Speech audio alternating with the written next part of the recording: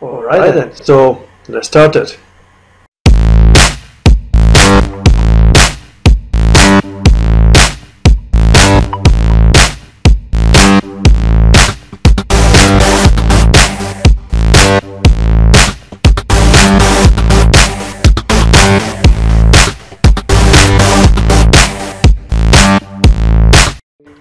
Okay guys, if you were redirected from the other video, then it's actually this one, and you are here for a tutorial, you are in the right place. Okay, this is a first person view from the Dreamer. Actually I fixed my camera straight away on the Dreamer to have a first person view of all the incision. You're gonna see that split between the third person and the first person during this video. Okay, the point that I'm using now is a 108 engraving cutter point. Then you should see a picture here. Okay, what is nice about this point is that actually you have some square-like edges. It's like a cylinder. It's an engraving cylinder. So what's interesting about this is that you can make really thin lines. As you can see in this job, actually it's different from the others because in all the others video I was using a stencil, and I also explained in my last video. Then I'm not going to use the stencil any longer because I got so thick edges when I'm doing the first drawing. That's for some obvious technical problems. Then if you have the stencil on top and you need to reach the metal, you don't have enough control to have a straight and thin line. So as you can see here is a really thin lines because it's actually a sketch. If you see quite closely, if you look quite closely, you can see some pencils drawn that I made on the straight away on the metal. This was my original technique. This was the first technique I come out with, so just painting with my pencil. Actually, what's really good about the pencil is that you can have a really thin lines, and you can easily delete. That's quite important for a sketch. You can see here is then I'm not following always the same inclination. Actually, the Dremel is not fixed, and I'm not doing this, but I'm moving the Zippo without being concerned about, because it's just a sketch, just the basics line. After, during the work, we'll repass again and again these lines to give them shadows and light points. So don't worry guys, you can easily scratch really thin and just of course be gentle. This you can't delete anything when you're engraving something.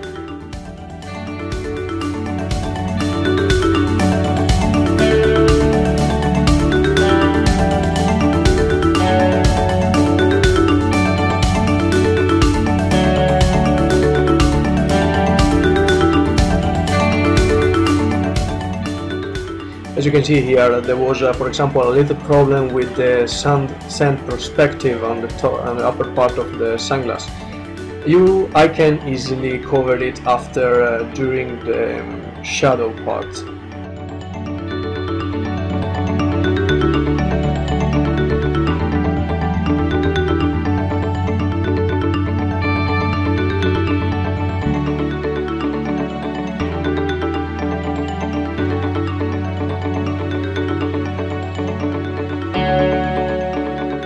As you can see now, I'm adding some light works inside the glass to give the perspective of a curved surface made on glass, so that can actually bend the metal, or actually the support of the sunglass itself. This is just a little encouragement to improve the perspective on.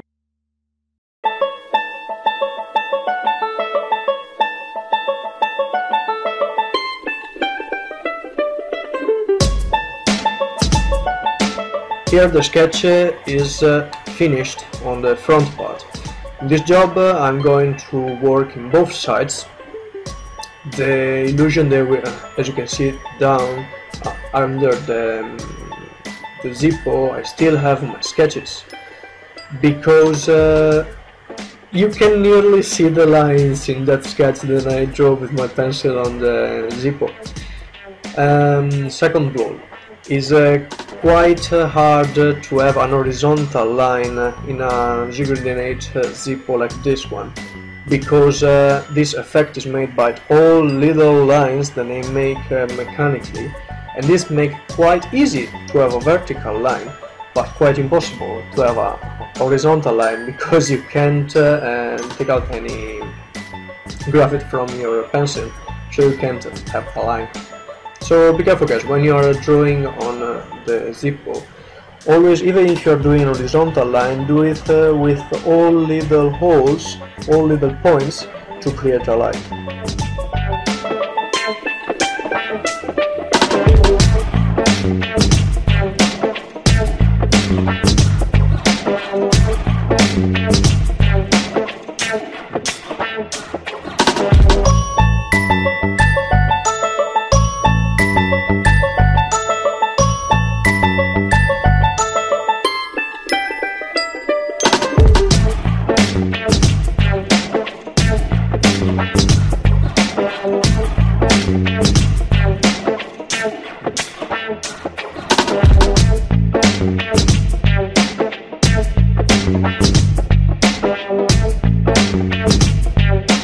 I have to say something.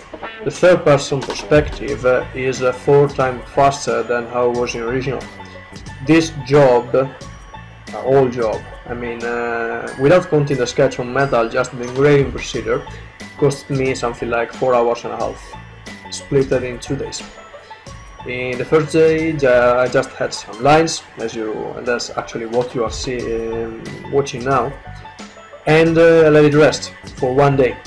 This is because it's something that I learned when I was drawing.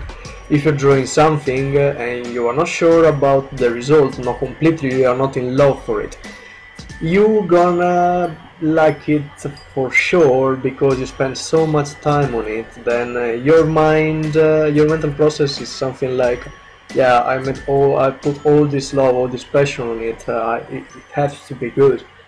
Actually, it isn't. After 1 day, you're gonna realize that it wasn't. You're gonna fix all the problems. So another tip that I can give you is, when you put the sketch with a pencil, wait 1 day, 2 days.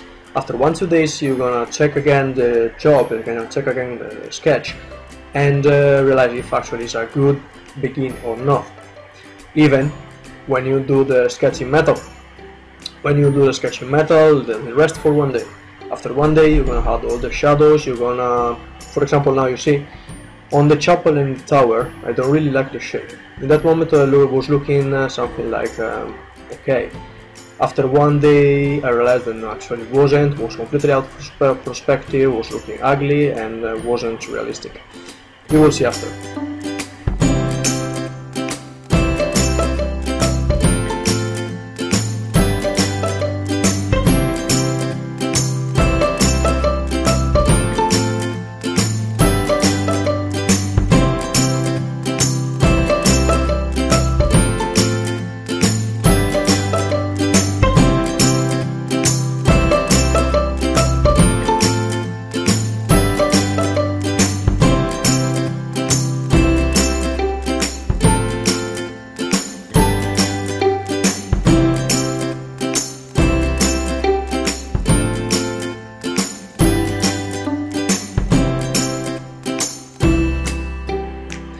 This is when I'm changing the point. You can see that one is engraving point 108,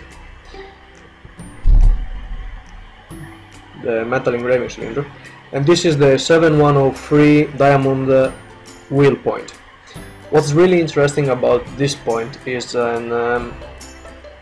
one of the hardest material. So if you are working on Zippo, then it's actually not that hard metal. You can take out a lot, and you can have really deep lines. This means that you are going to have also a lot of light works, light tricks, if you know how to do it. Now, you will see the inclination of the point is taking out metal. What's happening is this: if the light arrives like this, so from you to me, you're gonna see me like this. If I'm made of metal, I'm gonna be completely reflecting surface. If I've got a straight line like this is gonna reflect a lot of light in your eyes. If I got a line like this, it's not really reflecting a lot because it's spreading over. So what we are trying to do now is play with this physical reflection of the metal, doing two different kinds. You see, when I flip the Zippo, you can see the reflex. That reflex is a light gain. It's something that you want in your engraving. You can see I'm always using the same inclination to do all the same colors. After, you will see I'm gonna flip on 90 degrees the Zippo and add some more lights, add some more reflex on the painting. And after, I'm gonna flip it again and add some more shadows. All what I'm doing now is understand how the light is reflecting on the metal and how it comes to my eyes. That's actually the way how I want to engrave. So a tip can be good source of light. In my case is the flash of my cell phone when I was taking the video. This is the reflection that you are seeing now, the strong light. Also got some magnifying lens on top. And with that two lights, I've got a strong light that is reflecting on my eyes. So when I'm doing a line, I will see all this reflects. That's what I want to add.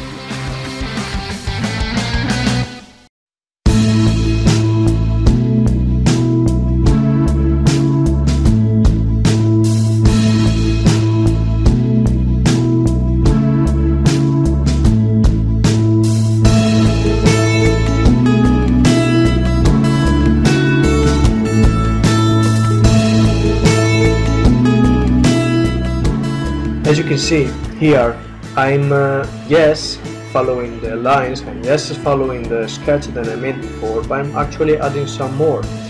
All the curves that are in the two sticks that are sustaining the structure of the sunglass wasn't made before, wasn't supposed to be there, and now they are. Also the shape of the crack is a bit changed. As I said before, the problem that I had in the upper part of the sunglass with the perspective of the glass is already fixed, and you can even notice, you see, you don't really see nothing in it.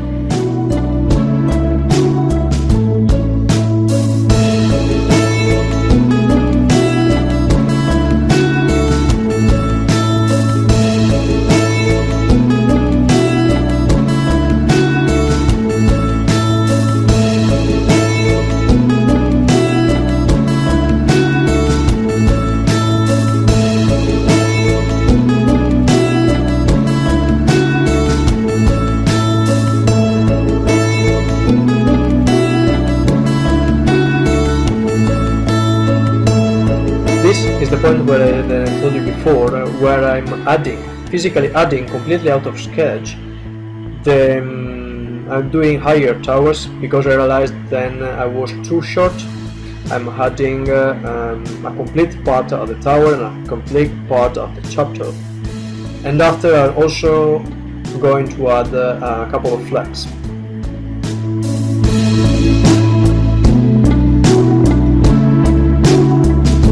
This is the particular when I'm adding all the shadows on the tower. You can see I don't go straight by going little circles, because this is going to do the effect is actually a shadow what I'm doing, and this is going the perspective then is circular. After, I'm going to do the same in the other side, but with a different inclination, to have a possibility to have also a light reflection to give a complete perspective of circular formation, to give a perfect perspective, or a semi-perfect perspective of a cylindrical tower.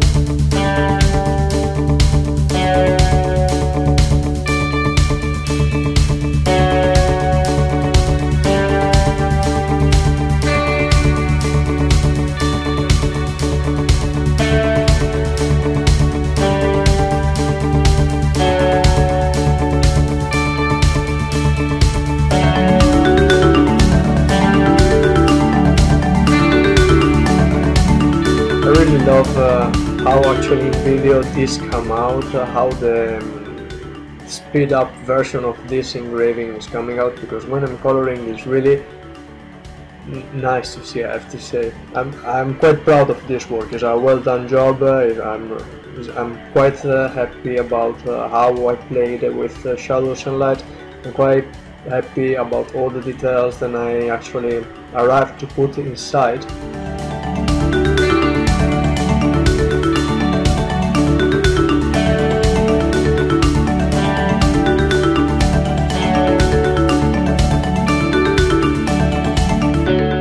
Now we're nearly done with the last details on the stairs, the last light works in all the,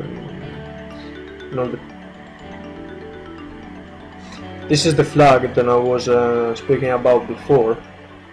This wasn't supposed to be there. Actually there was that empty space, and actually I really like to put something inside it, and a flag came out, was working, is looking pretty nice. It's nice.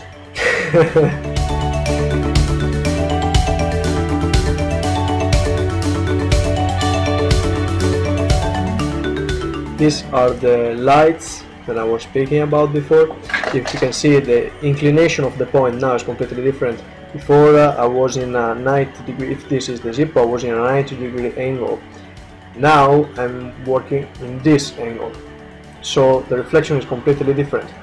I'm used to work with the light on the left and the shadows on the right, so I always work like this, even if I'm drawing with a stencil, or even if I'm drawing with a pencil. I think it'll help a lot the perspective, definitely.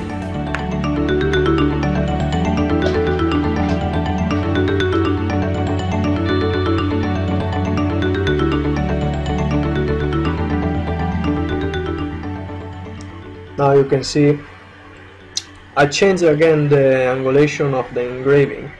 Now I'm upside down to give another light, in this case another shadows at the flags. Yeah, I'm actually playing a bit with all the reflection. I'm checking if everything is good, if I want to add more details. For example, now I'm adding the grill, then it's something like all the bricks inside the wall, to make a bit more foolish the picture. Plus details.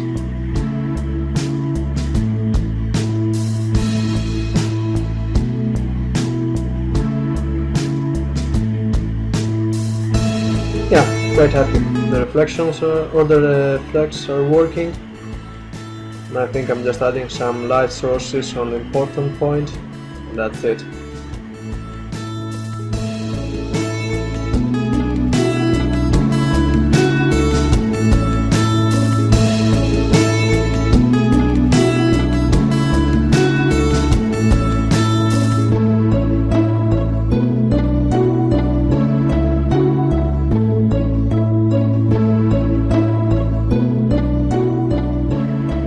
Here I'm adding just the last light. Sorry about all this wiggle moment, but actually if you are in if you are the Dremel, that's what's happening, because my hand is moving and that's what you are saying. There we go. These are all the reflections.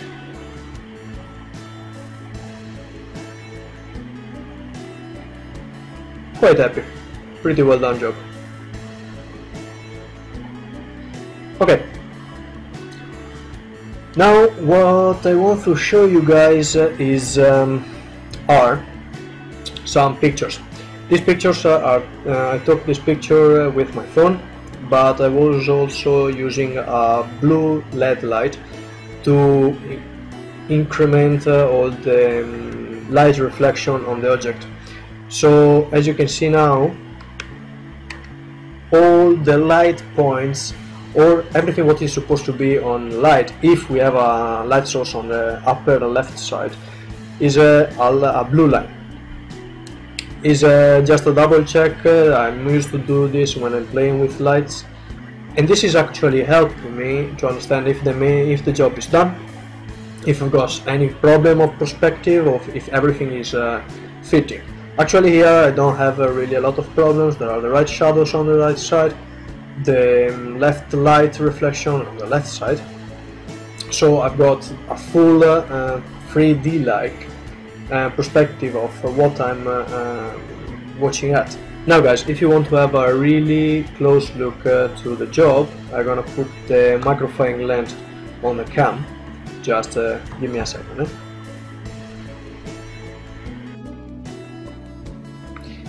Okay, magnifying lens is on, so now you're actually pretty close to me. And now we will look at the job from a bit closer.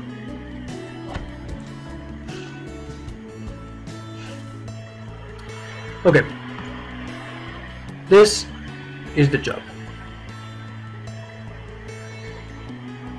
You can see all the different reflection of the light. Now the light is in front of me, so what I'm going to do is just put the light behind me. Here we go. Here. This is the job.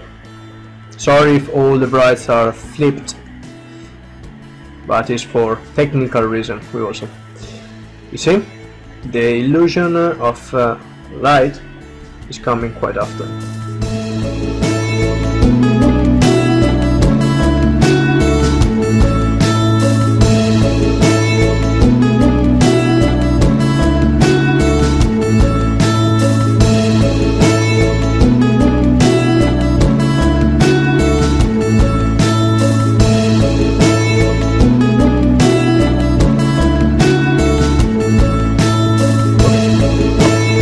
Closer look behind.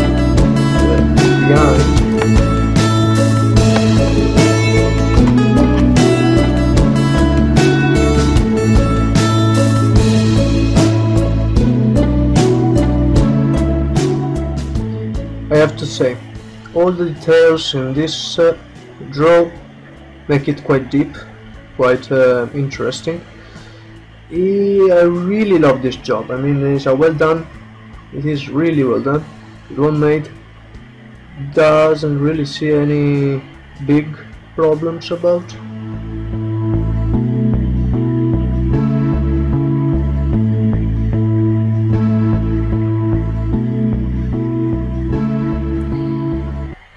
Alright, that was it. Oh, sorry. I'll take out the microphone. Oh, okay. I think it's a bit better, right? Okay. Guys, thank you for watching and let me know if you enjoyed this video, if you enjoyed the tutorial, the walkthrough at all the job. Let me know, especially if the video was too long or too short even. Let me know if you have any questions. About the next video is gonna come in a really long time, because in 3 weeks I'm back to Italy, so probably another video gonna come from Italy, and in 2 months time I'm gonna be in China. I'm not even sure if there is YouTube on China, so yeah, we will see.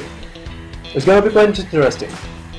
Thanks a lot guys, especially if you arrived at the end of this video. It was a quite long one.